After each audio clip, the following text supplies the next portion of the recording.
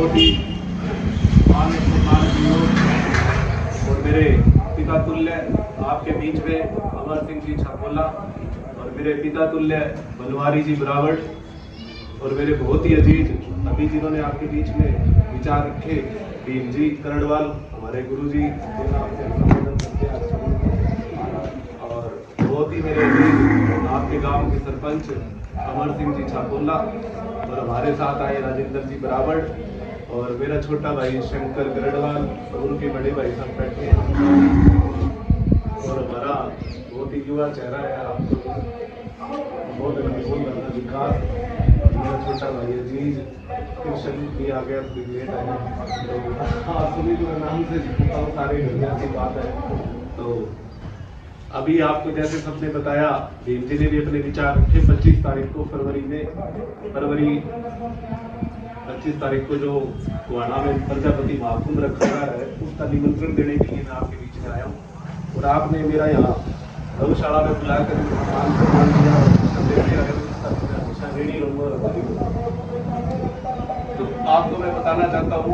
कि इससे पहले भी हमारे 6 महीने पहले राजस्थान में विधानसभा इलेक्शन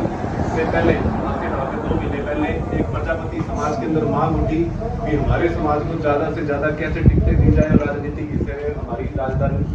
राजनीतिक में भागीदारी बने।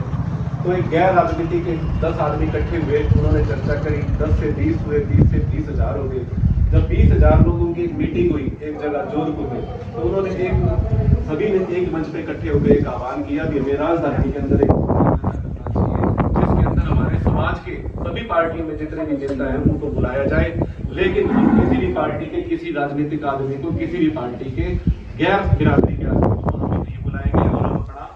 एक महाकुंभ दिखाएंगे प्रजापति समाज की कितनी राजस्थान के अंदर संख्या है उस हिसाब से हमें हमारी भागीदारी मिले। तो साथियों मुझे बड़ा गर्व और हर्ष के साथ आपको बताना पड़ रहा है उस महाकुंभ को देखते हुए उसके अंदर 1 लाख से ऊपर भीड़ हुई थी। आप सब सोशल मीडिया चलाते हो व्हाट्सएप पे देखी होगी आप सब लोगों ने और वो इतना बड़ा प्रोग्राम 1 लाख बिना किसी नेता के उस प्रोग्राम में कोई नेता नहीं था कोई आगू नहीं था लेकिन सारे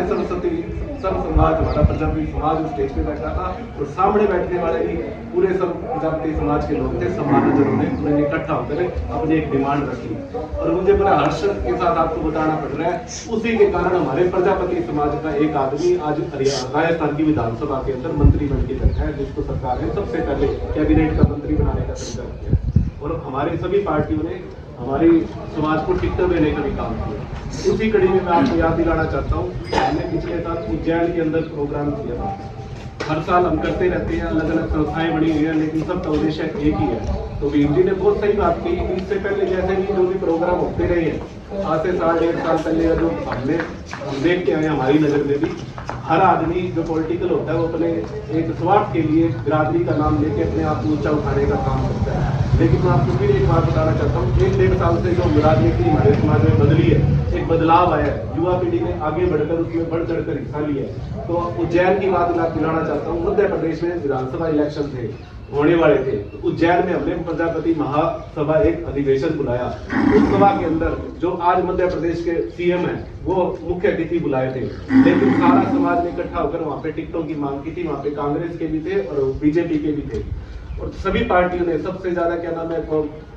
3-4 टिकटें तो कांग्रेस पार्टी ने दी और 2 से 3 टिकटें बीजेपी पार्टी ने दी और आम पार्टी ने भी टिकटें दी मध्य प्रदेश इलेक्शन में और सबसे ज्यादा टिकट देने का काम मध्य प्रदेश में हमारे समाज को मिला। वो एक उस अधिवेशन प्रजापति समाज ने जब इकट्ठा होके 7-8 सीटें मांगी तो 4-4 टिकटों का वहाँ पे हमें समर्थन मिला और लोगों को मिली जिससे हमारे प्रजापति समाज का नाम हुआ और हमारी भागीदारी सुनिश्चित हुई कि आज 3 लड़े हैं तो कल 4 भी लड़ेंगे 4 लड़े तो 2 जीत के लिए आएंगे और कभी हम कैबिनेट मंत्री भी बनेंगे और कभी हमारा मुख्यमंत्री में भी नाम आएगा। तो इसी तरह अभी जो गुहाना में मैं आपको स्पष्ट बताना चाहता हूँ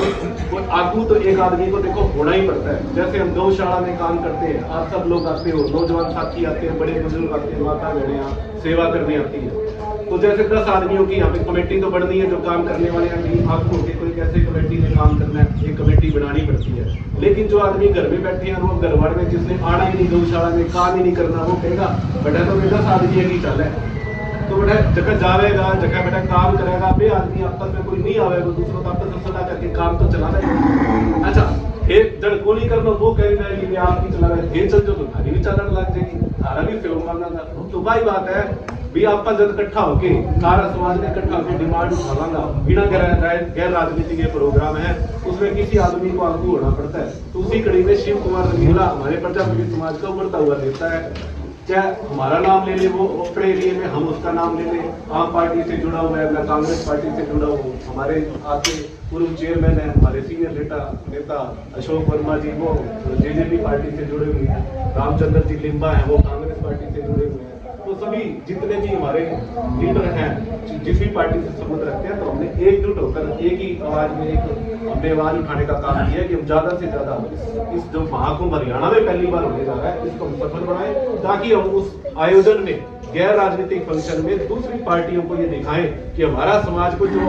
आज तक इतनी संख्या होने के बाद भी लोकसभा में एक भी आदमी नहीं पहुंच पाया। 75 साल हमारे देश को आजाद हुए हो गए, आज हमें सोचने वाली बात है हमारा एक भी आदमी इस